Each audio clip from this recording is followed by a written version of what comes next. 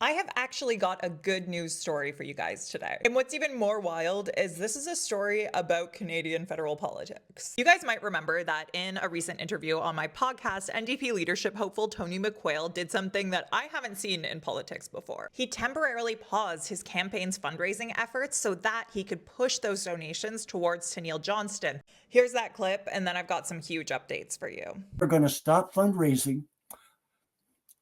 We have a wonderful crew of people who've come to this. Well, that sacrifice from Tony worked. Tanille reached the fundraising goal to be able to stay in the race past the most recent deadline. But what about Tony? The second fundraising deadline was due for November 30th, and he had to submit another $25,000 to stay in the race. And as of the morning of November 30th, Tony was about $19,000 short. But Tanille didn't want to leave Tony behind. So they teamed up once again. And yesterday, they launched a huge all-day fundraiser live stream. People drew, they played guitar, they played video games, and fellow NDP leadership hopeful Rob Ashton also showed up, bringing this group effort up to 3 of the 5 official candidates. But the clock was ticking and they were still thousands of dollars away. So you can imagine my surprise when just after midnight, I got a text from Tanille Johnston. It read, "He made it." That's right, over this massive all-day live stream, a huge effort from both Tanille, Tony, and their volunteers. They raised $19,137. Tony actually texted me today in between putting his snowblower on the tractor, which he sent me this picture of, and said, quote,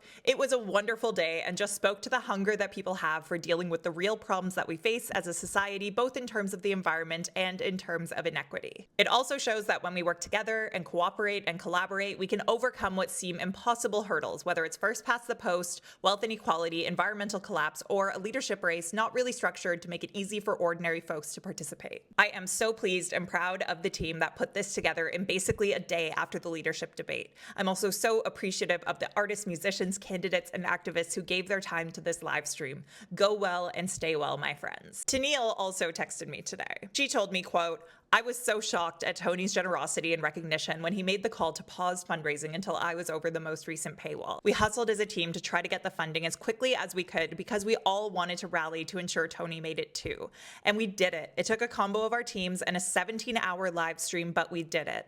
Tony got the funding in the Central Party's bank account, and as long as they accept it, then he's through." Tony's team confirmed to me that the party is working with them to accept the funds, so they're, quote, "for sure in the race," at least until the next fundraising deadline hits on December 30th. And it's all thanks to this extremely heartwarming team effort. What do you think of all this?